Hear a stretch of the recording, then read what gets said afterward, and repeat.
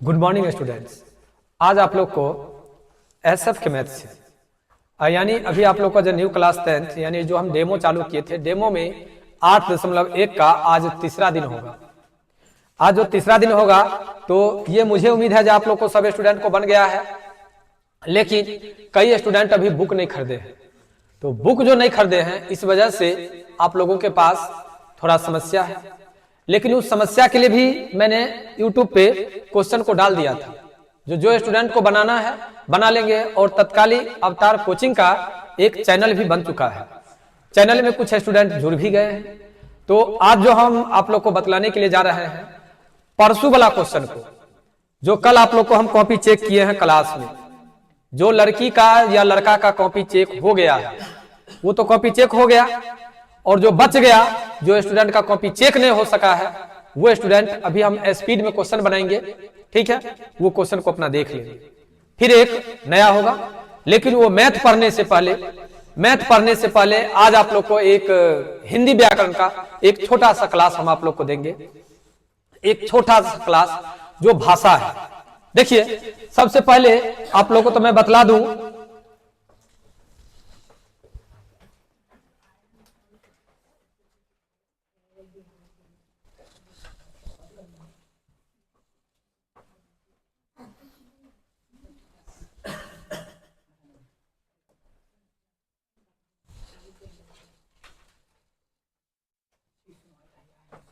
देखिए हिंदी व्याकरण वाला में समझ हुआ साइड हो।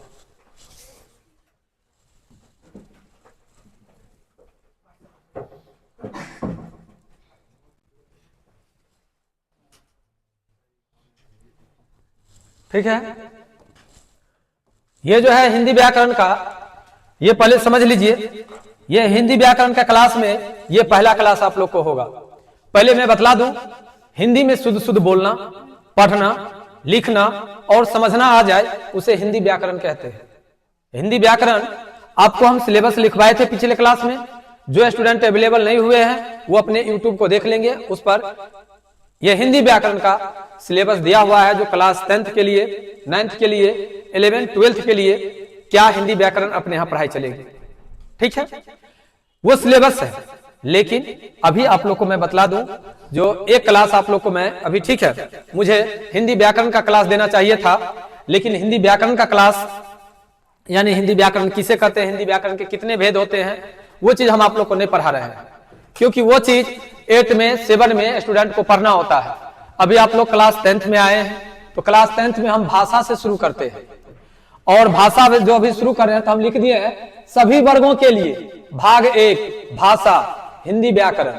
रत्नेश सर, मेरा मोबाइल नंबर 9905454143, ये मेरा मोबाइल नंबर है, ठीक है। नीचे में एड्रेस है, स्थान महादेव चौक कोरबद्धा, मध्य विद्यालय के सामने, समस्तीपुर बिहार 848101, ये अपना एड्रेस है कोचिंग का।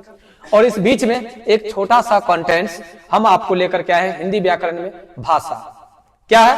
भाषा, भाषा का परिचय मतलब परिभाषा है, परिचय है, प्रकार है और इसकी विशेषता है। इससे पहले एक हिंदी व्याकरण का समझ लीजिए, किसे कहते हैं हिंदी व्याकरण।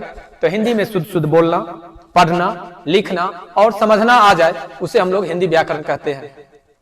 हिंदी व्याकरण में सबसे इंपॉर्टेंट भाषा होता है। देखिए, भाषा ये बाद में हम पढ़ेंगे, पहले हमें वो बतलाते हैं। एक हम बोल रहे हैं कल तुम लोग को याद करके लाना है, कह दिए, ये भी भाषा है, बोल दिए। एक हम लिखित दिए, जो अगर कल तुम लोग लिख करके याद करके नहीं लाया तो पीटेंगे। एक ये लिखित हुआ, एगो इशारा किए, कल हिसाब हो तो, कल हिसाब हो तो, इसी में सब बात हो गया। कल है अगर याद कर नहीं लगे तो सर पक्का मारते, जरूर कुछ ना नया। देखो, हम केवल इशारा किए, जैसे अभी इशारा कर दिया क्लास से, तुम लोग के लिए ये नहीं, सीरियस नहीं, मैं समझा रहा हूं। ऐसे कर दिया जिसका मतलब कि सर जाने के लिए कर रहे हैं, बोले ने ना, ये सांकेतिक हुआ है। तो भाषा, लेकिन ये सांकेतिक हुआ, संकेत कर दिया इशारा से, तो हुआ, हो गया, इशारा से हो गया जो सर कह रहे हैं जाने के लिए। इसको भी भाषा के ही एक रूप कहेंगे। एक बोली हुआ बोल करके, एक हुआ लिख करके। बात तो समझ गए, लगभग क्लियर हो गया ये चैप्टर। लेकिन हम लोग लिखने के रूप में, समझने के रूप में अच्छा से सुंदर से समझने की कोशिश करेंगे। एक बार फिर से मैं बतला दूं, आइए बोर्ड पे भाषा किसे कहते हैं। भाषा वह माध्यम है जिसके द्वारा मनुष्य अपने विचार या भावनाएं या जानकारी दूसरे तक पहुंचाता है। अभी हम ये चीज की भावनाएं यानी ये चीज जो मेरे एक अंदर में है वो चीज को हम आप लोगों के बीच पहुंचा रहे हैं, या तो बोल करके या लिख करके या इशारा के माध्यम से पहुंचा रहे हैं। इसी को हम लोग क्या कहते हैं? भाषा। भाषा समझने में कोई दिक्कत? भाषा का एकदम सटीक डिफिनेशन याद हो जाएगा।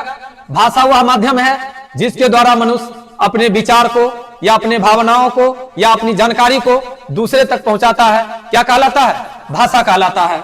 ठीक है। भाषा के भेद, टाइप ऑफ लैंग्वेज कहता, भाषा के मुख्यतः 3 भेद होते हैं। जानिए, कई ग्रामर में, कई हिंदी व्याकरण में, समझ गए, भाषा के 2 ही भेद दिया है, और वो जो 2 भेद है, एक है लिखित, एक है मौखिक। याद रखिएगा।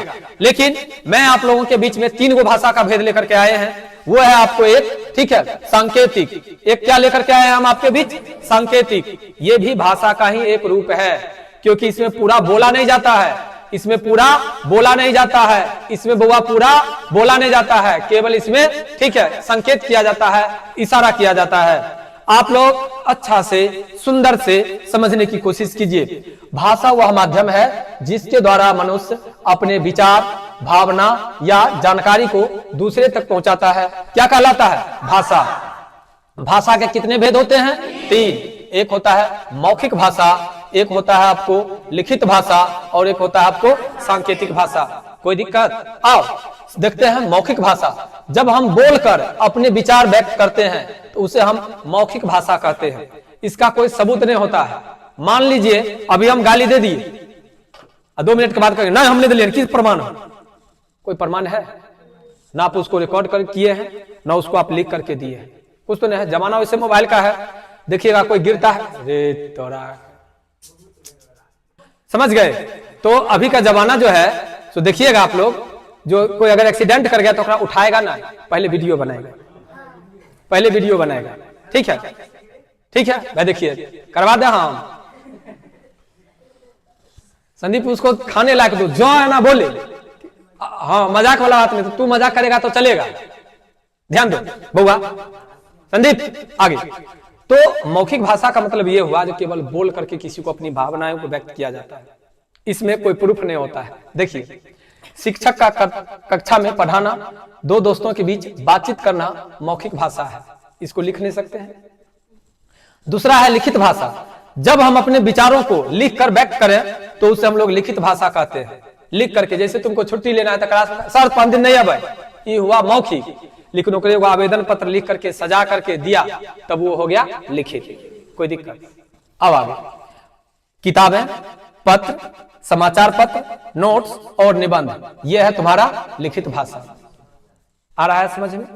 तीसरा है सांकेतिक भाषा। जब संकेतों, इशारों या चिन्हों द्वारा भाव व्यक्त किए जाएं तो उसे हम लोग सांकेतिक भाषा कहते हैं। जैसे मुख्य बधिर व्यक्तियों की सांकेतिक भाषा, ट्रैफिक संकेत चिन्ह। जैसे देखो एगो बात बतलाते हैं, गूंगा व्यक्ति रहता है करता है, जो आदमी रहता है वो समझ जाता है ना जहां ये चीज कह रहा है इशारा से। अब देखो दूसरा हम बतलाते हैं तुम लोग को, देखना तुम लोग, इस टाइप से बना हुआ है, हम लोग देखते हैं, कह देते हैं मंदिर है। क्या ये मंदिर है? नहीं है, यह एक संकेत है, और हम लोग कह देते हैं ये मंदिर है। दूसरा इशारा कर देते हैं, हल्का खाली आंख दिखाए, लग गया सर गुस्सा में है, थोड़ा स्माइलिंग दिए, लग गया सर खुश है। यानी कहने का मेरा मतलब जो केवल इशारा से अगर हम अपनी भावनाओं को, अपने विचारों को, अपनी इच्छाओं को अगर किसी के बीच अगर व्यक्त करते हैं तो उसको हम लोग कहते हैं सांकेतिक भाषा। एक बार लिखित तो है ही, लेकिन एक बार याद रखते हैं भाषा। जब हम अपनी विचार को, जब अपनी इच्छा को या अपनी भावनाओं को किसी दूसरे व्यक्तियों के बीच या दूसरे के नजदीक रखते हैं तो उसको हम लोग भाषा कहते हैं। भाषा 3 प्रकार के होते हैं, मौखिक, लिखित और एक सांकेतिक। मौखिक भाषा का मतलब यह हुआ जो हम लोग बोल करके अपनी इच्छा को, अपनी भावना को या अपने विचार को दूसरे तक पहुंचाते हैं, यह हुआ हमारा मौखिक। लिखित का मतलब जब हम अपनी इच्छा को, अपनी भावना को या अपने विचार को किसी पेज पर या किसी जगह पर लिख करके अगर हम देते हैं, व्यक्त करते हैं, तो उसको हम लोग लिखित भाषा कहते हैं। एक सांकेतिक भाषा जिसमें इशारा के द्वारा, संकेत के द्वारा हम किसी को समझाते हैं तो उसको हम लोग सांकेतिक भाषा कहते हैं। क्या ये क्लास आप लोग को समझ में आया? कहीं से कोई दिक्कत? अगर आप लोग को समझ में आ गया, ठीक है, तो हुक करके इसको आप लोग समझ गए ना, कमेंट कीजिएगा इसमें। और कमेंट करने के साथ साथ आप लोग तो क्लास में आए हुए हैं, मान लीजिए 50 ने, 60 ने, 70 ने, 80 विद्यार्थी, लेकिन इसके अलावा आपके दोस्त तो होंगे ना, आपके अगल बगल तो होंगे ना, उसको भी कहिएगा, ठीक है, या उसको लिंक शेयर कर दीजिएगा ताकि वो भी पढ़ें। आपको हम व्याकरण का क्लास भी देंगे, एकदम छोटा छोटा क्लास देंगे, लेकिन माइंड में घुसा देंगे। अभी जैसे आप लोग को घुस गया जो भाषा किसे कहते हैं, भाषा के कितने प्रकार होते हैं, और कौन कौन भाषा जो है उसका क्या डिफिनेशन है, इतना समझने में कोई आदमी को कोई दिक्कत? पूरा याद हो गया होगा। तो ये मुझे उम्मीद है जो इसको आप लोग आराम से, ठीक है, अच्छा से सुंदर से उतार भी लीजिएगा कॉपी पे, ठीक है। उतारने के लिए लगभग क्लियर है, कोई दिक्कत? तो रहने देते हैं, हिंदी व्याकरण के क्लास में इतना ही काफी है।